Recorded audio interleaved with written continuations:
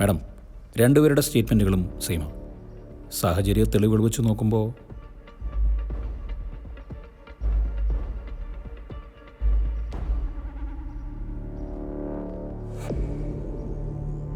അപ്പൊ എന്റെ പണം എവിടെ?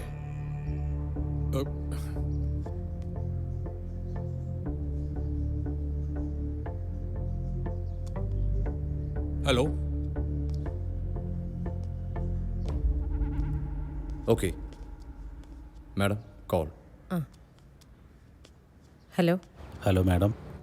SI സുധീറാണേ. സംശയം തോന്നിയ രണ്ടുപേരെ ഞങ്ങൾ കസ്റ്റഡിയിൽ എടുത്തിട്ടുണ്ട്. അവരുടെ കയ്യിൽ കുറച്ചധികം പണം ഉണ്ടായിരുന്നു. GPR ഗ്രൂപ്പിന്റെ MD GPയുടെ ഡ്രൈവറും ഭാര്യയാണെന്നാണ് അവർ പറയുന്നത്. അവരുടെ സോഴ്സ് എന്താണെന്നാ പറഞ്ഞേ? GPയുടെ ബെൻസ് കാറിൽ നിന്ന് മോഷ്ടിച്ചതാണെന്ന് അവൻ പറയുന്നത്. I will call you back.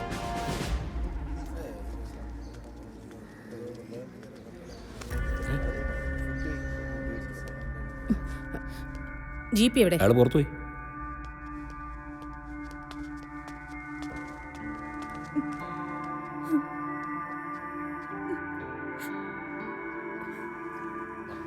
അമ്മ ഇവിടെ വരെ വന്നിട്ട് കയറാതെ പോവാണ്. അമ്മ വന്ന് വാന്ന്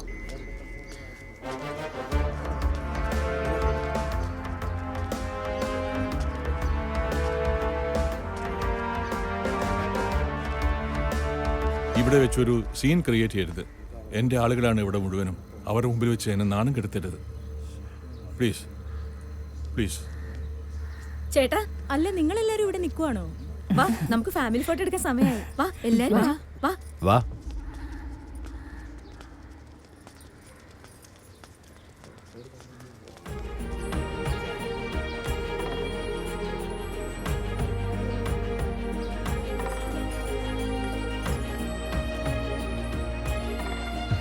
കൺഗ്രാറ്റുലേഷൻസ്.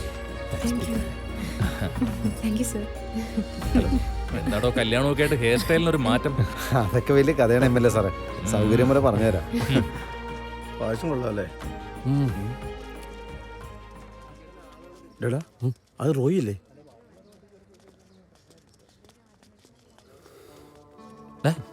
എന്തുപറ്റി? അതൊക്കെ പറയാൻ വണ്ടി എടുക്ക്. വണ്ടി എടുക്കടാ. എന്താടാ എടുക്കാൻ എടുക്കടാ. വേഗം വിട്.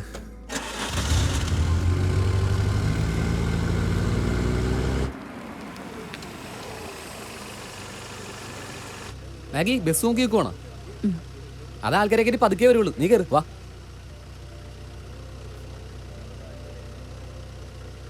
വേണ്ട. കേറ്.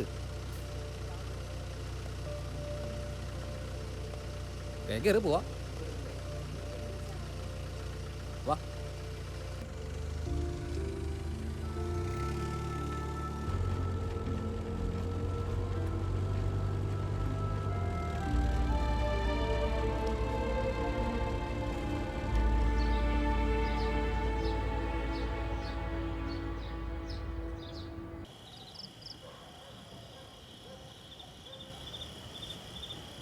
ഹാപ്പി മാരീഡ് ലൈഫ് അളിയാ. Thank you. Thank you. കിടന്നുറങ്ങും. ചെല്ല്. ഓക്കെടാ. അപ്പോൾ ശരി. Best wishes. ഓക്കെ.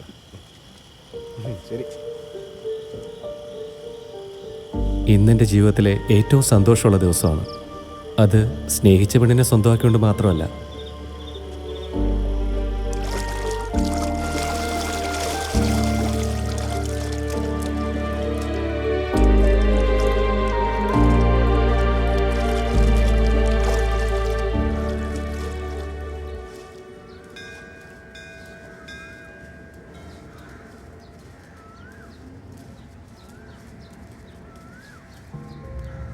അപ്പാവുടെ ശ്രാദ്ധത്തിനായി അന്ന് അവിടെ എത്തുമ്പോഴാണ് ഞാൻ ആ സ്ത്രീയെ ആദ്യമായി കാണുന്നത്.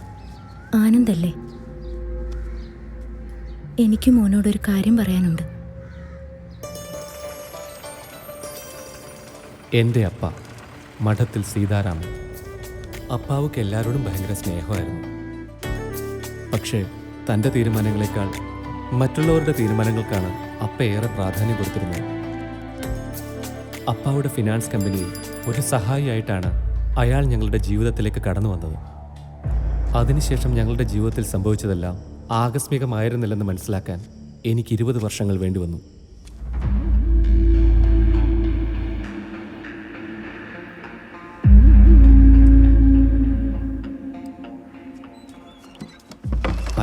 വിരിച്ച വലയിൽ എൻ്റെ അപ്പ പെട്ടുപോവുകയായിരുന്നു.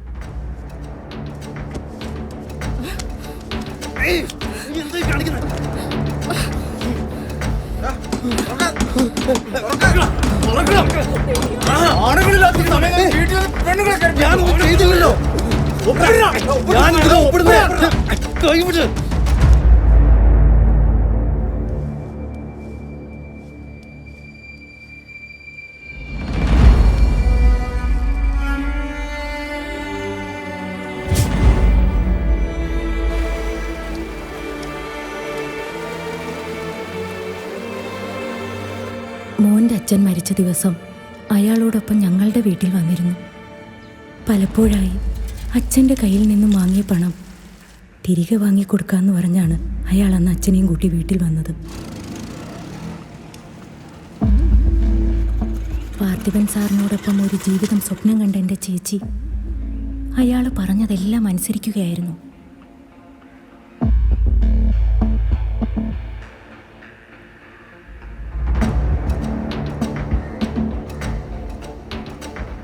അപ്പ ആത്മഹത്യ ചെയ്യായിരുന്നില്ല മോനെ. സ്വത്തും മാനവും നഷ്ടപ്പെട്ട അവസ്ഥയിലെത്തിച്ച് അയാൾ കൊല്ലുകയായിരുന്നു.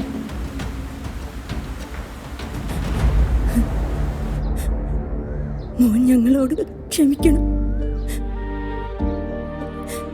എല്ലാത്തിനും മാപ്പ്.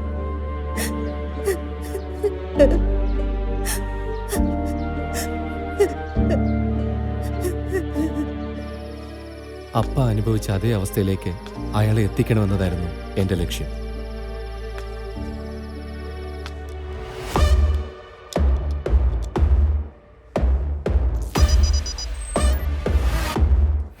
GPR ബാങ്കിൻ്റെ മണി സോഴ്സും പൊളിറ്റിക്കൽ കണക്ഷൻസും ഞാൻ മനസ്സിലാക്കിയതിനും അപ്പുറമായിരുന്നു. GPR ഗ്രൂപ്പ് എന്ന വൻ ശക്തിയുമായി ഏറ്റുമുട്ടാൻ എനിക്ക് തനിച്ച് കഴിയില്ലായിരുന്നു. ഞാൻ ബാലു, ഒരു ഓട്ടോമൊബൈൽ മെക്കാനിക്കാണ്. സാർ, എൻ്റെ പേര് മധു.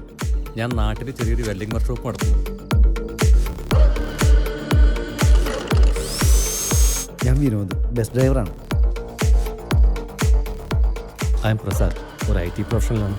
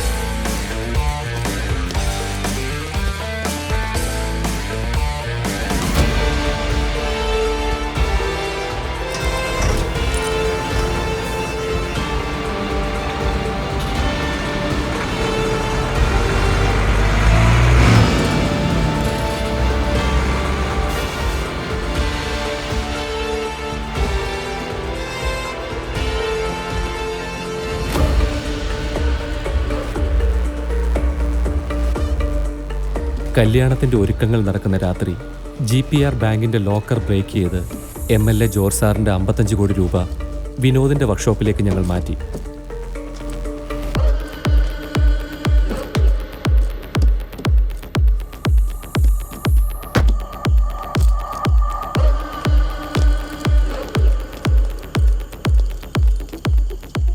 അതിൽ നിന്ന് 1 കോടി രൂപ GPയുടെ കാറിലേക്ക്.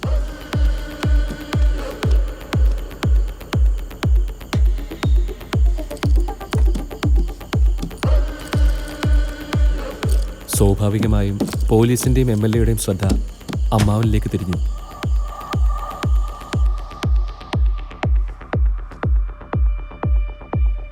മാഡം, ഇതിൻ്റെ എല്ലാം പുറകിൽ GP തന്നെയാണെന്നാണ് എൻ്റെ സംശയം. എൻ്റെ ആളുകളാണ് ഇവിടെ മുഴുവനും. അവരുടെ മുമ്പിൽ വെച്ച് എന്നെ നാണം കെടുത്തരുത് പ്ലീസ്.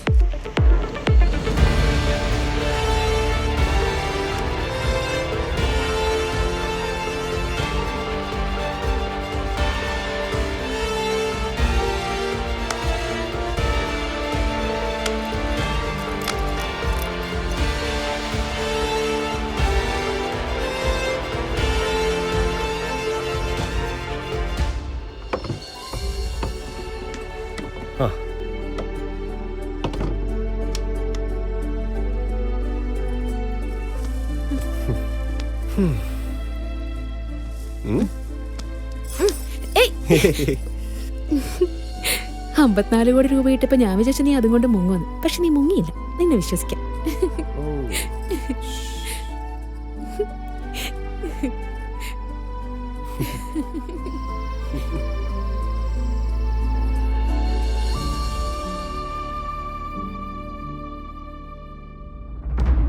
മാഡം, അകത്ത് കയറി അവനങ്ങ് പൊക്കിയാലോ? എത്ര നാൾ അവനിങ്ങനെ അകത്ത് കിടക്കും? അവൻ പുറത്തിറങ്ങുമല്ലോ. മല്ലികേ, എടി മല്ലികേ, എടി എന്താ? എടി നീ അവര് പോയെന്ന് നോക്കി.